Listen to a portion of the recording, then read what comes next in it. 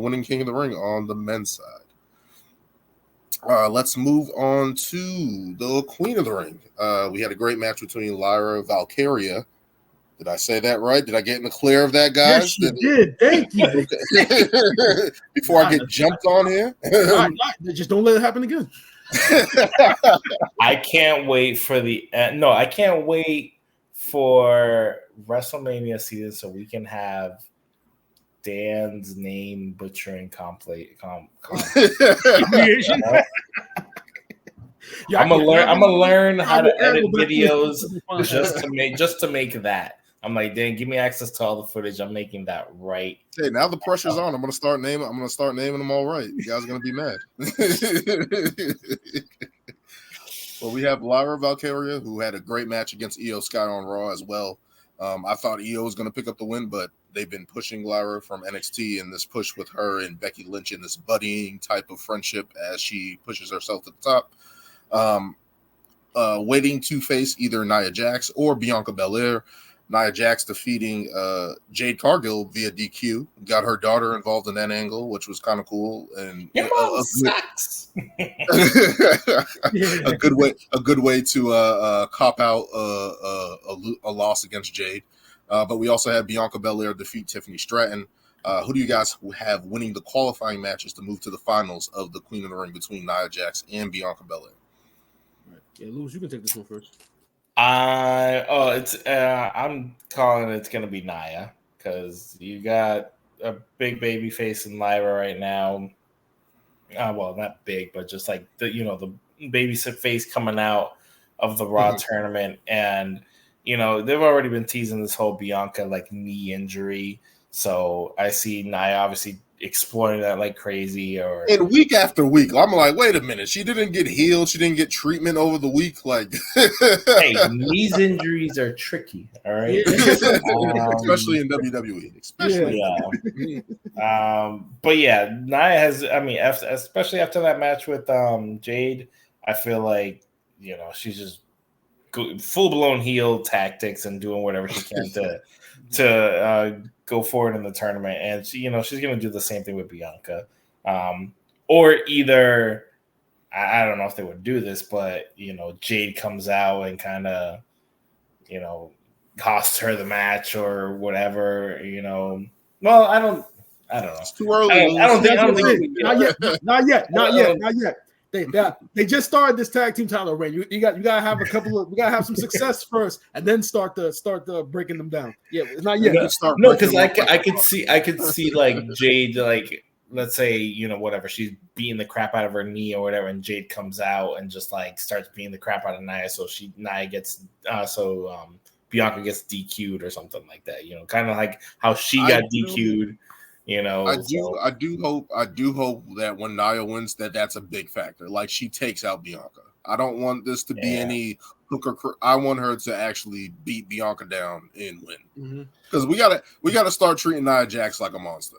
She has been taking people out and stuff like that and getting wins, but it's like that will cement her as a monster on SmackDown.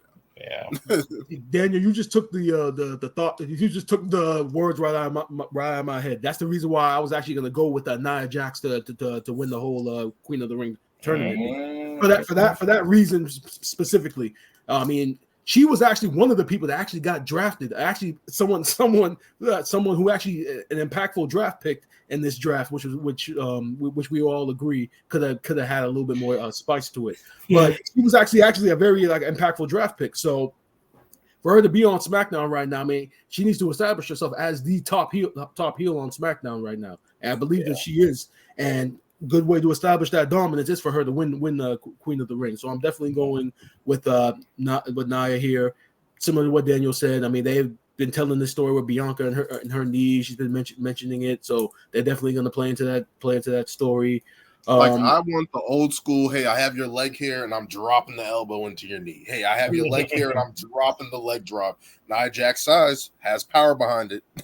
I have your leg. I'm dropping the leg drop down on it. I need this to be a complete beat down. The only thing I'm not saying Bianca's not going to have the valiant effort and the babyface rev up and stuff like that, but I need Nia Jax to put this away. That's what I need.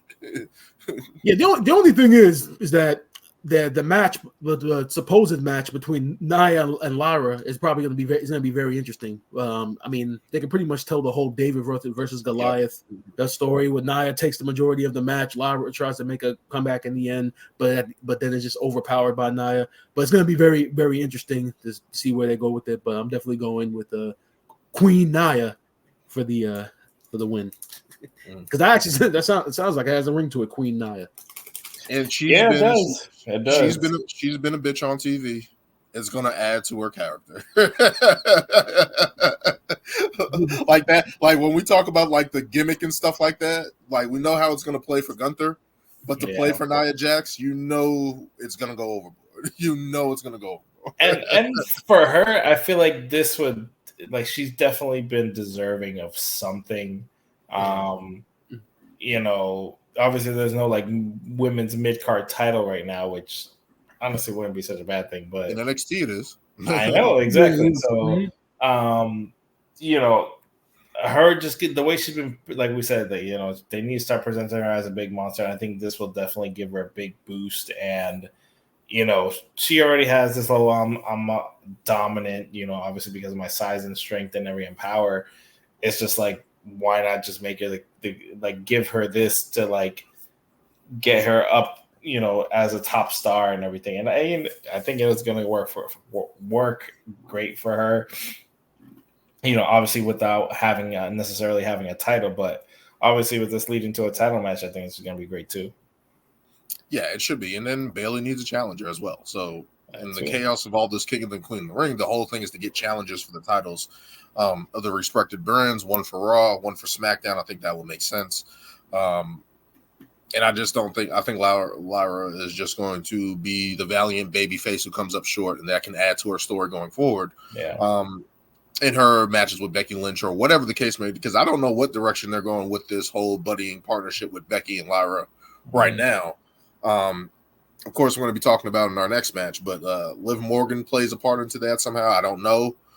I don't know if she gets involved in some way to cost Lyra the match or something like that, but it's just like, I don't know where they're going with the women's division on Raw. I know it's probably going to be going towards the Liv Morgan Revenge Tour, which we'll be talking about, but in terms of challengers, it's like I just see Nia. It's a simple Nia can go establish herself on SmackDown as the new star, where Lyra has been winning matches on SmackDown on Raw for the past couple of weeks, and that can be good enough. Like people have been shown to her, she's hanging with Io Sky, she's hanging with other people in this tournament, and it's just like we've seen what she can do, and then we can start the burn with her and build her up on Raw, continuing down the line. But I think we all feel unanimously that again, Nia Jax should win this thing. Yeah, definitely.